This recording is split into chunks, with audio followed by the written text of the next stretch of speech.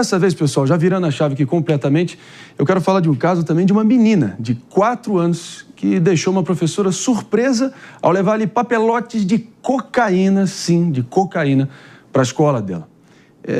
Realmente é um daqueles casos que dá um soco no estômago, você fica se perguntando como é que isso é possível em sã consciência. E é um caso que ocorreu em Minas Gerais e ninguém melhor que o nosso repórter Rodrigo Costa, diretamente de Minas e Poços de Caldas, para nos contar essa história bizarra, para dizer o mínimo, né?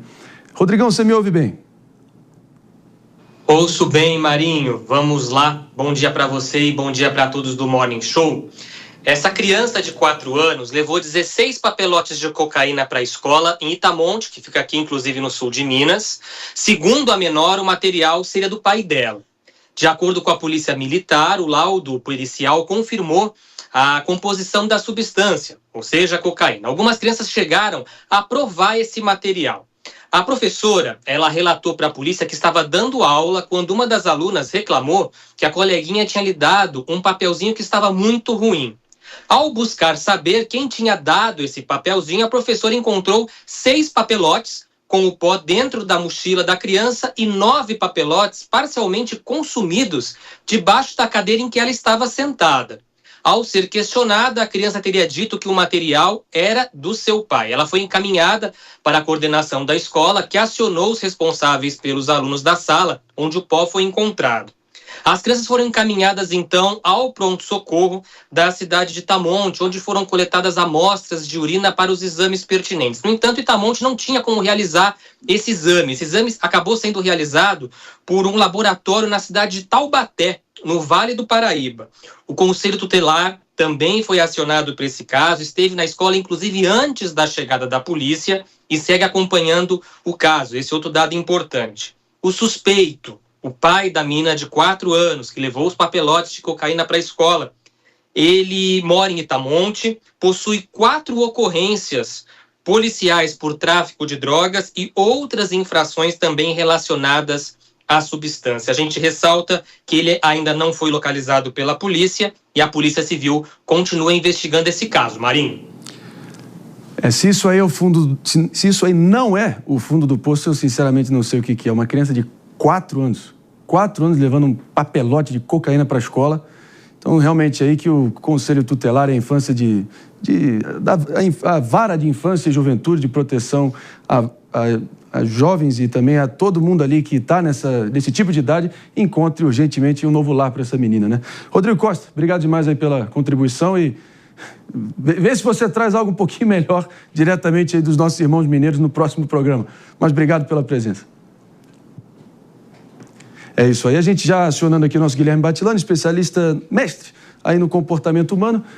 A menina faz uma ação totalmente inocente, né, Gui? Mas até que ponto a gente pode colar ali que somos espelhos dos nossos pais, ainda mais numa idade tão influenciável como essa da menina de 4 anos? André, uma das coisas que mais gera tristeza é que o pai, a mãe, eles têm a oportunidade de ter a formação do seu filho. Porque quando a gente é criancinha, a gente tem a sensação de que os nossos pais são perfeitos. Porque se a gente fica doente, eles resolvem. Se chove, a gente tem um teto. Se a gente tem fome, eles curam a nossa fome. Então, eles são perfeitos. E eu sempre brinco nas minhas palestras. A gente tem a sensação de que eles não erram.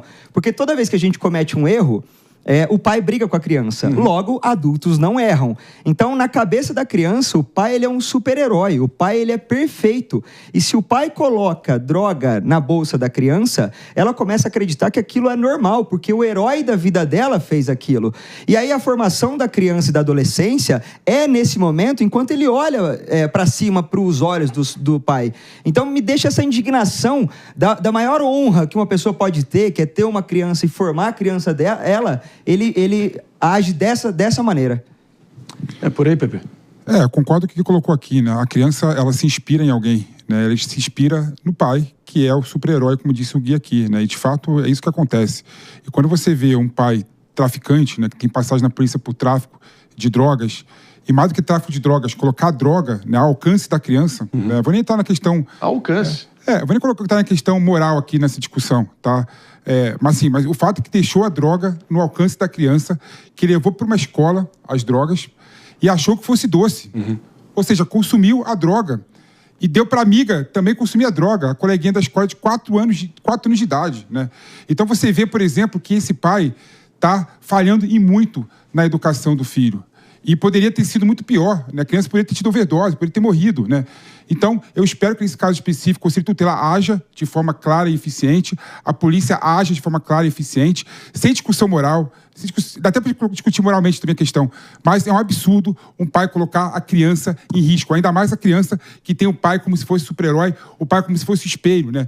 Então, você imagina como que essa criança vai crescer, vai se desenvolver, tendo uma cafajeste desse como modelo da vida. Cafajeste esse, né, Jesse Peixoto? Quatro ocorrências já de tráfico de drogas, mais um caso de reincidência, de realmente a porta giratória do sistema prisional e a incapacidade de punir rigorosamente e eficientemente. E aí? Não, mas é esse o ponto que nós sempre falamos aqui em alguns momentos com dada discordância do PP.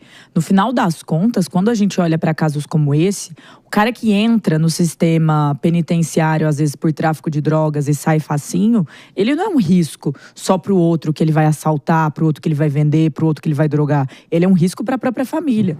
Ele é um risco de relação com a sociedade por conta do que ele passa e por conta do que ele busca seguir fazendo.